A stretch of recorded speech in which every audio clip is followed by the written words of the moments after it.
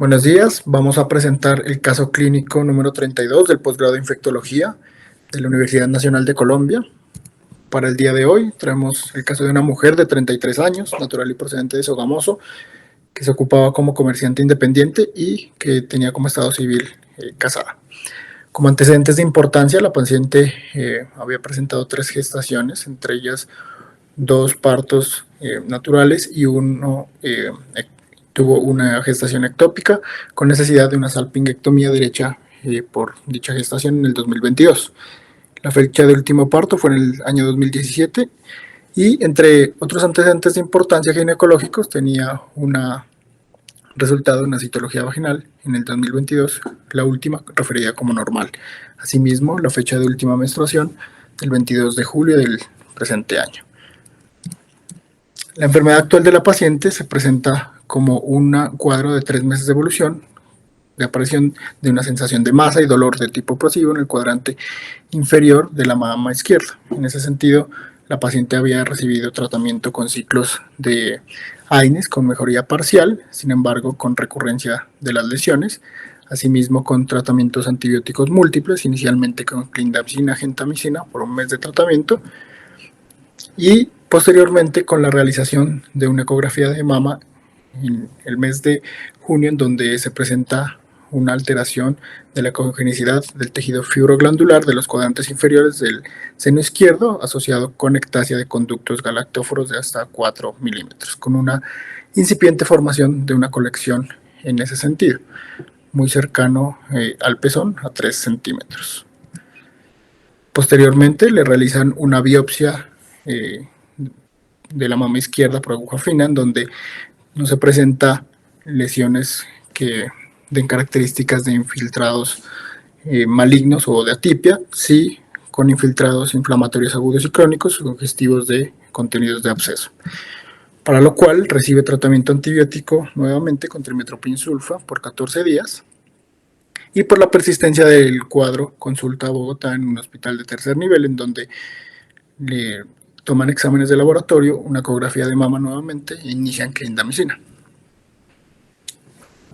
Esto ocurre 2 días previos al ingreso en el hospital de tratamiento final.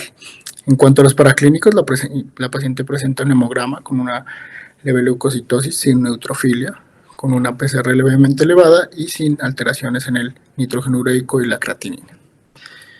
En la ecografía de mama de esa institución presenta un absceso subcutáneo con extensión a la grasa de los cuadrantes inferiores de la mama izquierda, con un volumen estimado de 14 centímetros cúbicos y que tiene comunicación con los conductos galactóforos mediante un trayecto fistuloso en esa mama izquierda. Estos hallazgos son sugestivos de mastitis granulomatosa, digamos que en la intención del radiólogo. La paciente remitida por trámites administrativos al hospital final de atención, en donde inicialmente se evalúa el examen físico y presenta en el cuadrante inferior interno de la mama izquierda eritema, calor y una masa de aproximadamente 4 centímetros de diámetro, en ese momento sin drenaje. Al día siguiente presenta un drenaje quirúrgico de absceso mamario, donde describen una zona de induración y renitencia a nivel de los cuadrantes inferiores con cambio de coloración y punto de secreción espontánea, en donde aprecian que el drenaje es de 10 centímetros cúbicos de características hematopurulentas. Toman biopsia del tejido mamario y continúan el tratamiento asociado a las pruebas de microbiología de Gram y cultivo, que son negativas en ese sentido. Continuando en la hospitalización, la paciente presenta una ecografía de mama izquierda de control, ya que tiene una persistencia de dolor en esa región y también la secreción es continua. Se aprecian entonces colecciones de 3.5 y 1 centímetro cúbico. Finalmente, requiere un nuevo drenaje quirúrgico de absceso en la mama izquierda, en donde se describen hallazgos iguales a los encontrados en el primer drenaje, y se realiza entonces un nuevo drenaje de 15 centímetros cúbicos de características hematopurulentas. De igual forma, el Gram y el cultivo para gérmenes comunes es negativo. El egreso de la paciente se da el 5 de septiembre, donde le indican un control ambulatorio con cirugía general e infectología para hacer la revisión del reporte de la biopsia. Se tiene el resultado del reporte de la biopsia, en donde se presenta un tejido mamario de aspecto usual, aunque presenta ductos con hiperplasia de células basales, un moderado infiltrado linfoplasmocitario con escasos histocitos y células gigantes multinucleadas, formando también pequeños microabscesos que están rodeados de polimorfonucleares neutrófilos. Esto sugestivo de una inflamación crónica activa moderada con componente granulomatoso. La paciente, en cuanto a su parte clínica, refiere actualmente persistir con la secreción, sin embargo, en menor cuantía y haber terminado el tratamiento antibiótico 2 días después del egreso. El tema a revisar es mastitis granulomatosa. Esta es una patología importante, en donde tenemos que es una forma de inflamación crónica benigna de la mama que fue descrita desde 1971 con la acuñación del término como mastitis granulomatosa, posteriormente ya una descripción mucho más acertada en 1972 en Israel por Kessler y Gulosh, en donde presentan las características de 5 casos que tienen imágenes similares a cáncer de mama, y de hecho es una de las etiologías que se sospechan en estas pacientes cuando se les inician los estudios diagnósticos. Se presenta entonces como característicamente en la histopatología con granulomas y formación de abscesos. Como podemos ver en la imagen, dichos abscesos son microabscesos múltiples que pueden estar entonces rodeados de polimorfonucleares, y vamos a ver cómo esto va a cambiar en el curso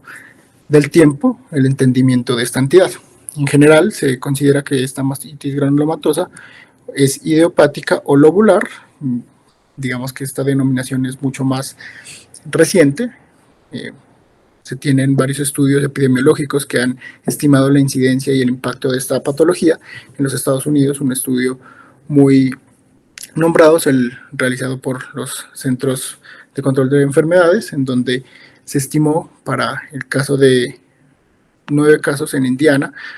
una incidencia de 2.4 casos por 100.000 mujeres, y en donde se apreció también como factor de riesgo de estas mujeres una mayor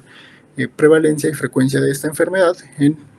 pacientes hispánicas, en donde la incidencia estimada era de 28.3 casos. Posteriormente, pues se identificó que estas mujeres en general tenían antecedentes de haber tenido múltiples partos y que se encontraban en el rango etario de 20 a 40 años. Existen otros factores de riesgo asociados en dicho estudio que los vamos a revisar. Sin embargo, es muy importante tener en cuenta que esta es una de las patologías que debe ser un diagnóstico de exclusión. En esos factores de riesgo, los 3 que fueron asociados de forma estadísticamente significativa para la mastitis granulomatosa es la prueba de tuberculina positiva, que se presentó en el 71% de los casos y 0 en los controles, alergia de medicamentos en el 57%, y tener una educación menor a sexto grado en el 43% de los casos. Tenemos una revisión sistemática de 3.060 pacientes en donde se incluyeron 70 estudios. Esta revisión es mucho más reciente y en donde se divide los casos dependiendo del país de proveniencia, en donde lo dividen en grupo A, países desarrollados, y grupo B, países no desarrollados. Vemos que tenemos un sesgo de publicación bastante presente en este estudio, en donde la mayoría de casos se presentaron en esos países desarrollados. Sin embargo, nos presentan cómo estos países tienen mayor representación dependiendo si están o no cerca al mar Mediterráneo. Y en ese sentido, el 30% de estos casos fueron reportados por países como Turquía, un 9% por Estados Unidos y España en 0.5%. Entonces, interesante los últimos 2 países porque pues los casos mayormente descritos están asociados a pacientes de origen hispánico. En ese sentido, tenemos en cuenta que hay unas diferencias entre la proveniencia o no de los 2 países, de los 2 tipos de países, en cuanto a la duración de los síntomas, que en general, en promedio, alcanzan los 4 meses, pero para el grupo B pues es un poco mayor. Para el caso de los hallazgos que se pueden generar en estos pacientes, principalmente la masa palpable se presenta en un 80% de los casos, siendo mayor en el grupo B en un 89%.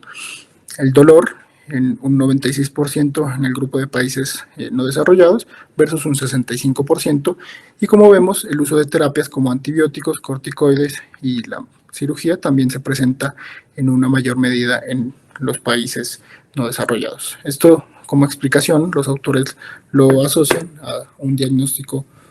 digamos que mayormente retardado. En ese sentido, principalmente porque se da un tratamiento empírico. En general, la edad de presentación se presenta a los 36 años y esto incluye pacientes desde los 19 a 20 años hasta los 50 años. La etiología, pues, realmente es desconocida, de ahí su nombre inicial idiopático, pero se postulan varios mecanismos, entre esos se dividen en 4, como una infección subclínica, el efecto hormonal, el trauma o la exposición a tóxicos y un mecanismo inmunológico. En ese sentido, en cuanto a la infección subclínica, está muy asociado a la microbiota de la piel. Inicialmente se sospechaba contaminación de estas muestras histopatológicas, sin embargo, vamos a revisar que esto pues ya se ha ido decantando. Entre esas, pues el Cutibacterium y el Corynebacterium son uno de los más asociados. Y en ese sentido, vemos que ocurren otros mecanismos postulados como el efecto hormonal, principalmente la exposición prolongada a estrógenos. En ese sentido, pacientes con múltiples gestaciones o también con efecto de incremento de la prolactina, y también en ese sentido los anticonceptivos orales o la lactancia materna pues se han asociado en estos pacientes. En cuanto al tabaquismo y el trauma físico, son otros dos caracteres etiológicos que están asociados, y en cuanto al inmunológico se ha asociado principalmente la autoinmunidad, y esto debido a la respuesta que se obtiene con el uso de esteroides, que puede ser hasta el 60% en algunos casos. Importante que en las muestras de histopatología se han encontrado infiltrados con linfocitos T y también la presencia de depósitos de IgG4. Entonces tenemos acá este diagrama que nos resume la patogénesis, teniendo en cuenta estos mecanismos que ya hemos nombrado, principalmente hormonales, y también en el sentido de alteraciones en los conductos galactóforos que pueden llevar a una estasis en dichos conductos. También el trauma físico o la estimulación química que pueden tener esos pacientes, y en ese sentido el daño o las lesiones que pueden ocurrir en esos conductos, y posteriormente incrementar la permeabilidad de estos conductos mamarios, asimismo llevar entonces a un proceso de inflamación local que puede ser perpetuado y dado por la respuesta inmune del paciente, asociado en ese sentido entonces a una hipersensibilidad retardada y al depósito de esos complejos inmunes, que en algunos casos puede desarrollarse con fenómenos de hipersensibilidad de este tipo, y digamos que la evidencia de características clínicas como artritis o eritema nodoso. En cuanto a las características de la etiología de infección subclínica, tenemos los aislamientos de Corynebacterium, inicialmente en esta publicación del 2003 por Taylor, en donde describe 34 casos con granulomas supurativos que tienen como características un poco más definidas versus la mastitis granulomatosa lobular, que presenta unos lipogranulomas en donde hay un infiltrado de neutrófilo rodeando el espacio central, ese espacio central nombrado como de contenido lipídico, y en donde además se tiene histocitos epitelioides y evidencia en algunos casos de bacilos gram positivos en esos espacios centrales, que es lo que vemos entonces en estas láminas, el granuloma con el espacio central lipídico, y posteriormente vemos cómo están identificados estos bacilos gram positivos que corresponden entonces a bacterias del género Corynebacterium. En ese sentido, digamos que las biopsias que están más descritas y que tienen mejor rendimiento son las que son realizadas por aguja gruesa y nos pueden mostrar un buen espesor del tejido con múltiples focos de esos lipogranulomas, y en algunas ocasiones, principalmente cuando no se tiene el uso de antibióticos previamente, la identificación en tinciones de esas bacterias. En cuanto a un subtipo que se ha venido identificando en ese sentido, ya nombrando a la mastitis granulomatosa neutrofílica quística, como un subtipo de mastitis granulomatosa en específico, en donde en general tiene características de unilateralidad, se presenta como una masa en el 52% de los casos y ya tiene menores frecuencias de síntomas como dolor, secreción por el pezón, eritema o abscesos, como vemos que rondan el 10% de los casos. En esta revisión sistemática es importante tener en cuenta que para el caso de la región de las Américas, en los estudios publicados de mastitis infecciosa no asociada a la lactancia, pues se presentan estas mastitis granulomatosas. Vemos que se recogieron 47 artículos, se revisaron 93 casos, hay un sesgo en el caso de Estados Unidos que aporta el 37.6% de los casos, y vemos como en las características identificadas por los autores,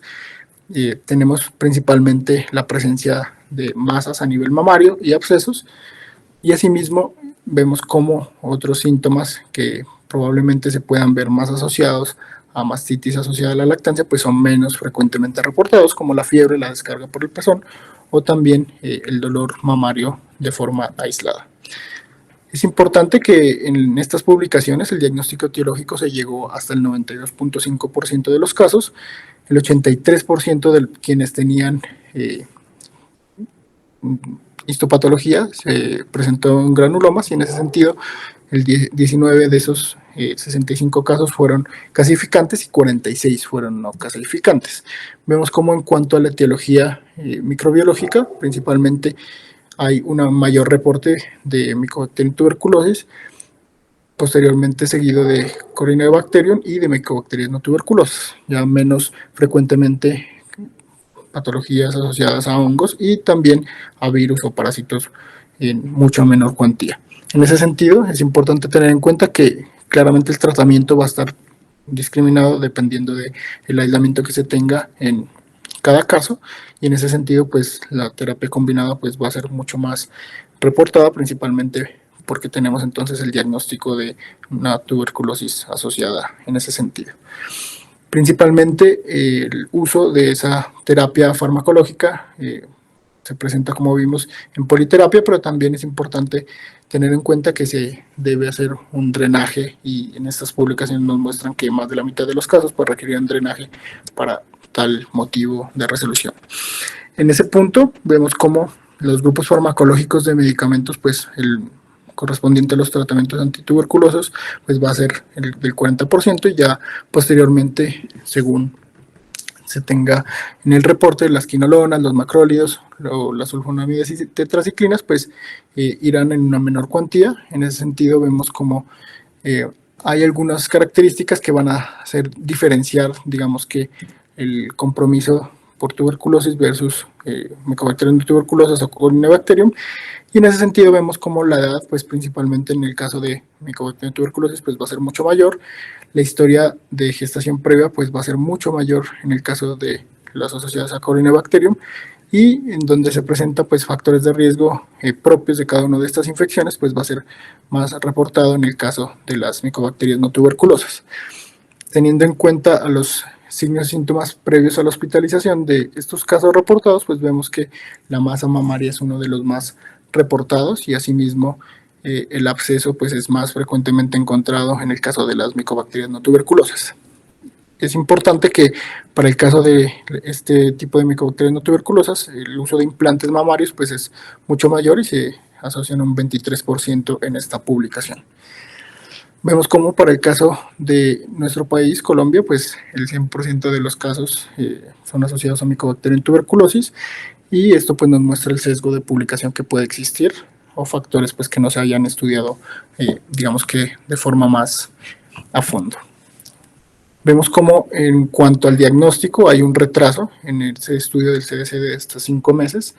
en promedio, y en cuanto digamos que al estudio sistemático de las causas de formación de inflamación granulomatosa, pues es lo adecuado para llegar a un diagnóstico digamos que más adecuado, y que y nos permita dar un tratamiento efectivo a los pacientes. En ese sentido, pues el tratamiento empírico en general pues va a retrasar ese diagnóstico final, y eso es lo que nos puede estar asociando y evidenciando las diferencias entre los reportes que vemos en las publicaciones, principalmente en nuestros países no desarrollados. En cuanto a las imágenes, pues principalmente, y la más recomendada es la ecografía, principalmente porque tenemos pues una mayor disponibilidad, tiene un buen rendimiento diagnóstico y nos permite entonces categorizar una o varias masas que pueden ser de características hipocóicas, heterogéneas en general, que se pueden conectar entre ellas y que pueden tener colecciones definidas, que pueden ser multifocales hasta en un 28% de los casos. Si se usa el Doppler, pues se va a evaluar un incremento del flujo sanguíneo en las lesiones y alrededor de los parénquimas. La mamografía también se puede realizar principalmente para evaluar patología neoplásica, y en ese sentido la asimetría focal, el engrosamiento de la piel, la distensión parenquimatosa, pues son uno de los más reportados como hallazgos en este tipo de mastitis granulomatosa. Es lo que vemos acá en la imagen, principalmente en la asimetría focal. Otras imágenes como la resonancia magnética pues realmente no han encontrado una mayor discriminación entre una patología neoplásica y la mastitis granulomatosa. Lo que podemos encontrar son masas que pueden ser ovaladas en un 20% de los casos o lobuladas en un 17% de los casos en donde se han practicado, y realmente lo que se puede apreciar es un mayor realce del parénquima afectado con formación de abscesos, y que si se aplica las imágenes de difusión, pues se puede ver una limitación a esa difusión, principalmente por la inflamación crónica que se presente. Pero el valor diagnóstico pues es controversial, realmente actualmente en el consenso, pues no, en los consensos internacionales no se recomienda en ese sentido. Este algoritmo pues nos muestra cómo debería ser entonces esa pesquisa diagnóstica, principalmente iniciando con la inflamación granulomatosa de la mama que se pueda tener en una paciente, descartando entonces que tenga células neoplásicas o un comportamiento neoplásico, posteriormente evaluando la morfología, si hay necrosis grasa, si hay una reacción de cuerpo extraño, si hay granulomas, y en ese sentido los granulomas pues categorizarlos como necrotizante, no necrotizante, supurativo o necrobiótico, y también determinar con, digamos que tinciones para la detección de bacterias y micobacterias, Gram, Sil-Nielsen, y también para hongos y parásitos, dependiendo de la sospecha diagnóstica, pues hacer entonces la asociación que se tenga. Esto sería como en un primer sentido. Posteriormente, si se tiene la disponibilidad del cultivo y también el análisis de los hallazgos moleculares, principalmente la detección del RNA 16S, o también para el caso de Corynebacterium del gen RPOB. Y también es importante tener en cuenta que si se sospecha, entonces la asociación con Corynebacterium, pues tenemos entonces que evaluar si hay o no hallazgos sugestivos de esas mastitis granulomatosa quística neutrofílica, en donde principalmente las vacuolas lipídicas pues pueden estar más presentes. Es importante también descartar en el escenario autoinmune la granulomatosis con poliangiitis, la artritis reumatoide, o también entonces la enfermedad por IgG4 que puede estar presente. En ese sentido, también otras ya menos frecuentes como sarcoidosis, o también metaplasia escamosa de los conductos galactóforos. Vemos cómo para el estudio presentado en las Américas se llegó al diagnóstico final de la mastitis granulomatosa crónica asociada a Corynebacterium, principalmente por biopsia en 60% de los casos, cultivo en 26% de los casos, y con cualquiera de los dos por un 13% de los casos, así como la parte de diagnóstico molecular cada vez más utilizado y reportado en un 13% de los casos. Es muy importante pues que esa sospecha que hablábamos inicialmente de descartar una malignidad, una patología neoplásica, se presenta principalmente en los casos reportados para tuberculosis en un 46% de los casos y en un 26% de los casos en mastitis granulomatosa crónica asociada a Corynebacterium. Hay unos criterios que han venido surgiendo y teniendo una buena acogida para el diagnóstico más estandarizado, principalmente evaluando la histología, la tinción de Gram en el tejido, y también si hay o no resultados microbiológicos que puedan darnos una mayor certeza de esa asociación. Y en ese sentido, pues digamos que la evaluación de estas tres categorías pues nos llevan a plantear 4 categorías de diagnóstico, en donde la morfología en la histopatología pues es característica, presentando 2 o 3 de estas características que tenemos acá, información de lóbulo céntrica o también los espacios quísticos que están rodeados por neutrófilos y los granulomas, en ese sentido, con una identificación en la extinción de Gram de bacilos gram positivos, que se tenga entonces también en segundo término morfología característica, pero sin esos bacilos gram positivos, o si existe una sospecha clínica de características morfológicas, algunas de ellas, pero que no cumplan estos dos primeros criterios con los bacilos gram positivos o sin ellos. Es importante en el tratamiento tener en mente que tenemos varias formas de abordarlo, principalmente teniendo en mente los caracteres etiológicos que ya hemos revisado, y acá es importante llamar la atención que los antibióticos, como vimos, son unos de los más utilizados. Sin embargo, si bien van a mejorar los síntomas,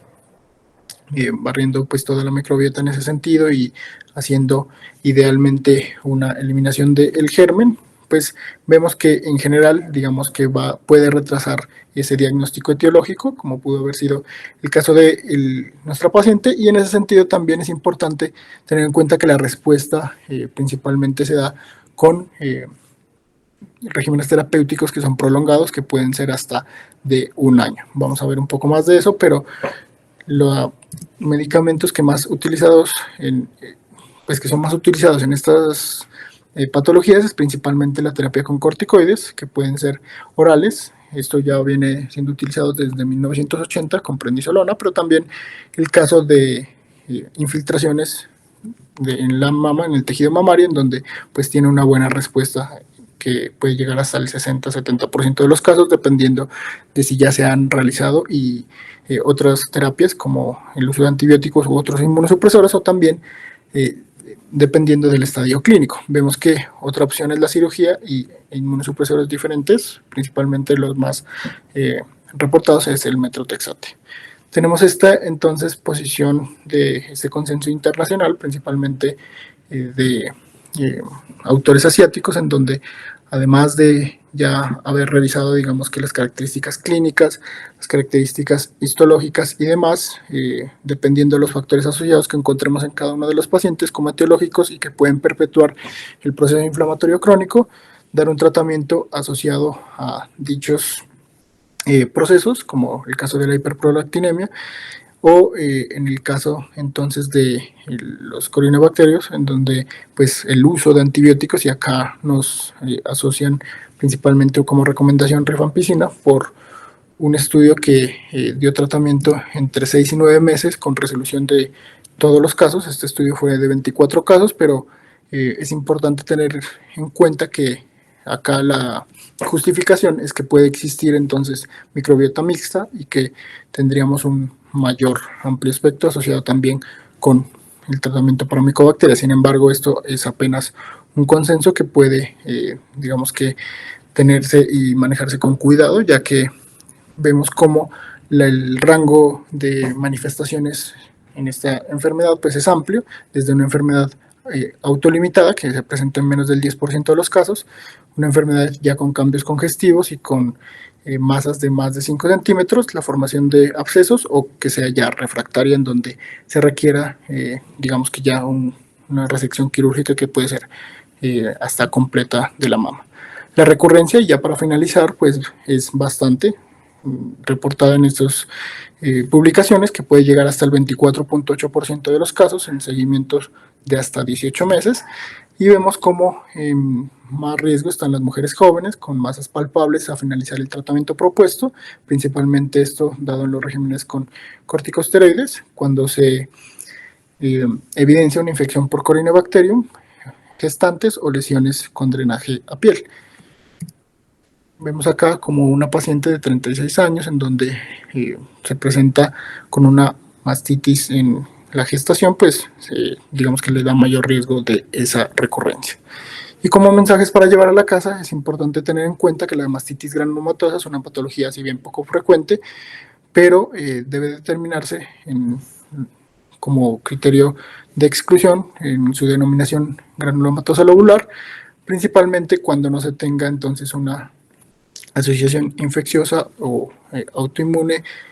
o a cuerpo extraño. Sin embargo, vemos que el diagnóstico realmente debe descartar estas asociaciones, principalmente con tuberculosis, la mastitis granulomatosa crónica quística, que ya se está definiendo como una entidad diferente, en el caso de bacterias del género Corynebacterium, fúngica, entre otras, y que vemos como para el caso de las mujeres en edad fértil con antecedente de gestación y lactancia previa son las más afectadas. El tratamiento pues va a depender del estadio clínico, y en ese sentido digamos que vemos como el tratamiento antibiótico pues debe ser direccionado idealmente con pruebas de susceptibilidad, porque la resistencia está incrementando por el uso entonces de tratamientos empíricos, el uso de corticoides, drenaje y resección quirúrgica, dependiendo de la refractariedad que tengamos en estos pacientes. Y como vemos, la recurrencia es elevada y debe realizarse un seguimiento clínico cercano para llevar a la resolución de esta patología. Muchas gracias.